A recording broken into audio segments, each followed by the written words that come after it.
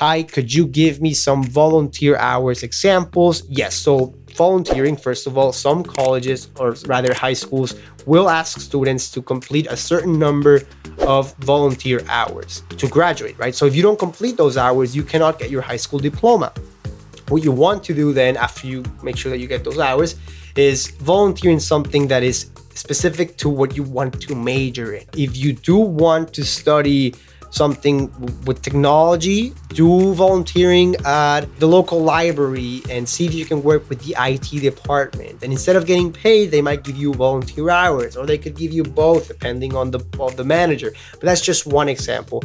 Working in a library, if you play a sport, sometimes the coach can sign volunteer hours.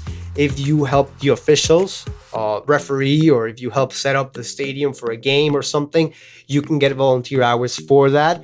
You could also work with a nonprofit teaching older people how to use Zoom and Skype with an organization. That's volunteer hours. Some of this can be a job. Those are the examples that I can think of the top of my head. So if you guys have any examples in the chat, feel free to write them so that other people can see. I was a swimmer in high school, and my coach would help me get hours because I would help the officials during the swim meets. And that was one volunteer hour that I did. My sister Laura worked at a hospital, and that was kind of how she completed her volunteer hours, and how she also decided that she didn't really want to study something inside the medical field. That experience helped her decide, hey, you know what? Maybe that's not for me. Maybe I don't want to be a nurse, because I think that was what she originally thought.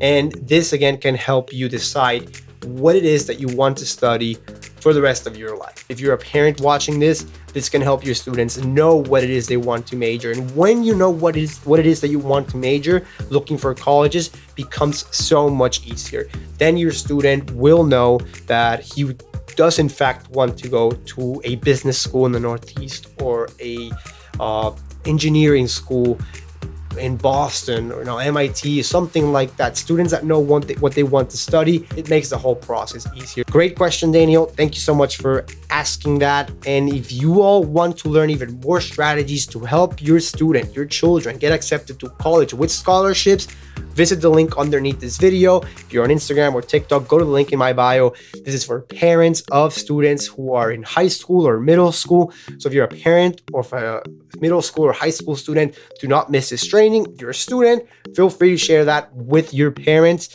because believe me, when you guys work together, the better off you two will be.